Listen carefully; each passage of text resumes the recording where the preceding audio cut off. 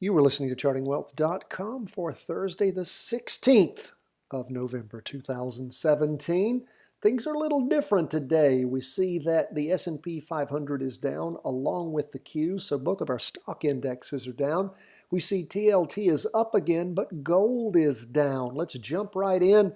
First and foremost, as we always do with the S&P 500, I'm setting the timer right now to make sure that I knock this out in the 10 minutes we always try to do it in. Sometimes I get a little long-winded. I'm trying to be harder on myself. Hope you guys enjoyed Chapter 5 of the book that we sent out yesterday with the email going to all of these subscribers to the Daily Market Review. If you aren't a subscriber, subscribe. It's easy to do. All you got to do, go to chartingwealth.com, put in your first name, last name. You don't have to put your last name in. First name and your email address, and we will send you all the information you need to start becoming a stock charting master. That's what we're all about, because my friends, if you can master the stock charts, the world and riches are your oyster. So let's jump in. What do we see going on? Well, we have a down candle on the weekly chart so far as we finish up hump day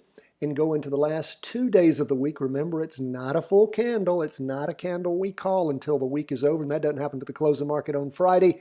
We do see a red spinning top. We see the price percent oscillator heading precipitously down toward the red signal line. Derivative oscillator is heading down since it topped back on the week ending the 3rd of November. As we hone in a little closer, the 2-day chart, of course, it switched over going down. We had a 2-day vertical crossover going down back on Monday the 13th. And this latest candle that finished drawing over the course of the day, big red down box as far as the derivative oscillator goes, and the price percent oscillator has really cocked down and finished well below both the 2-day chart and the 2-day trend line and the weekly trend line. So again, we weren't in a trade after we saw the crossover going down all the way back, maybe even before for some of you, but most definitely once we had the big down morning on the 9th of November. That was last Thursday. So we saw the market sort of slide sideways. Then on the 14th, again, precipitously down on Tuesday, a little bit up in Tuesday afternoon, way down on Wednesday morning, a little bit up Wednesday afternoon. So we're watching things slide. Will there be a weekly vertical crossover going down on the S&P 500 before the end of the week? Remember, we're not forecasters. We are charters. We are trend followers, and we shall see what we see. May very well be. I'm not going to call it till we see it. It's the safest way to make money in the market. Follow the established trends.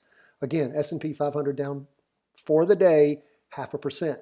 We see the Qs down not quite that much, 0.47%, but again, a red candle, not as big a red candle. It's a red open box candle in our Heikin Ashi candlesticks, but price did close below as far as the market went on Wednesday, did close below the weekly trend line. So we'll continue to keep an eye on things, and we can tell that price percent oscillator's gone flat, maybe headed down. Derivative oscillator still sort of holding its own. So again, Q's not going down at the same pace the S&P 500 is. As we hone into the Q's on the 2-day chart, we can see that it also has not closed below the weekly. It did fly through the 2-day trend line, but it's still above the weekly trend line, although heading down pretty strongly. Derivative oscillator topped out back on the 2-day chart ending the 13th and is lost energy going into the 2-day chart ending the 15th. And as we hone in a little closer on that 4-hour chart, what do we see?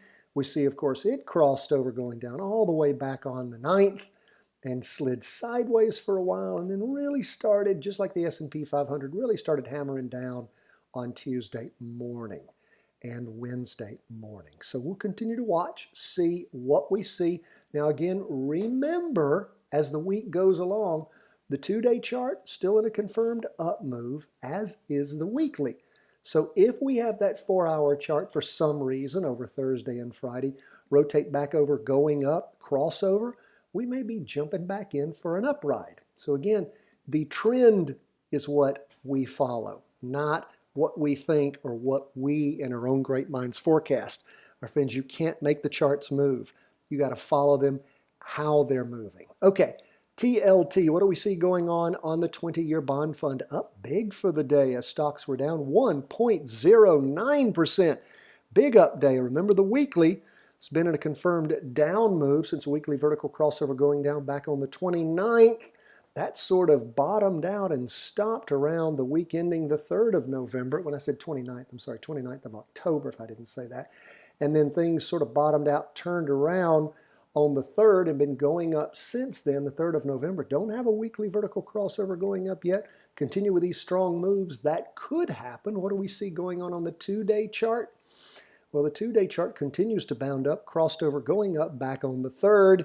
Had a big down move on the 2-day candle on the 13th, but then bounded back up on the latest 2-day candle. But again, that movement hasn't put it anywhere near where it started dropping on that prior to, well, close, but still maybe, 30 cents off of where it, even over the last 2 days with that 1.09% up move, it still hasn't recovered where it started moving down on the 13th. The 2-day candle ending on the 13th. That would have been the 12th and the 13th. So again, for all that up movement, temper it with what you see there. And what do we see on the 4-hour chart?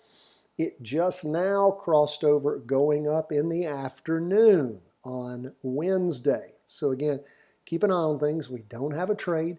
We have the weekly going down, the 2-day going up. If the movement on the 4-hour and the 2-day continues and is strong enough, it could pull the weekly over into an up move. We'll just see. Now, typically, don't forget, bonds and gold usually run inverse to what's going on in the stock market. In a healthy market, they typically do.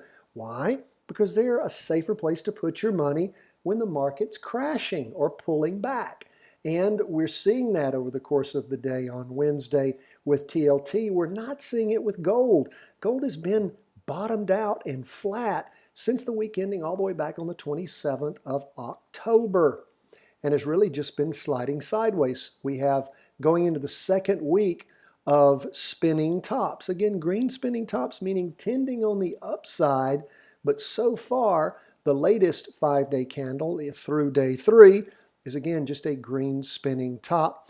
Derivative oscillators losing downward momentum, and it seems that the price percent oscillator, while still headed down, not headed down as strongly as it was through the weekly chart ending the 3rd of November. Let's look at the 2-day chart and see what we see.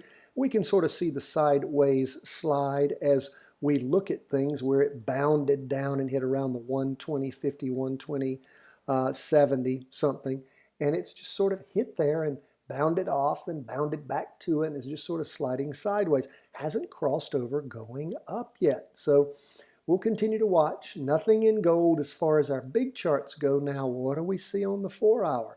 Talking about this recent sideways slide has made our derivative oscillator not oscillating so well, because you've got to have movement for an oscillator to really work. And when things are getting crappy and going little up, little down, little up, little down, it starts getting noisy, and oscillators don't work well with noise. So what do you do when it's difficult to read the charts and you're not getting any real movement? You don't trade. First rule in trading, don't lose money. Second rule in trading or investing, make money. Okay, that's where we are, folks. As we end the day on Wednesday, the 15th, and go into Thursday, the 16th of November. We thank you so much for being with us. God bless. Let us hear from you. cw@chartingwealth.com is how you write us. And we hope you're enjoying Chapter 5 of the book. You want to receive all the goodies that we have to offer at chartingwealth.com. You know what you need to do? You need to sign up. Go to chartingwealth.com, put in your name, your email address, and you will, for free, receive everything we have to offer you. How to read a stock chart video. The layout that we use at freestockcharts.com, operative word there is free, along with the daily market worksheet, weekly market worksheet, and the trade worksheet. And all of the chapters as they come out in the other trainings first. God bless, my friends. All the best from the whole team here at Charting Wealth World Headquarters.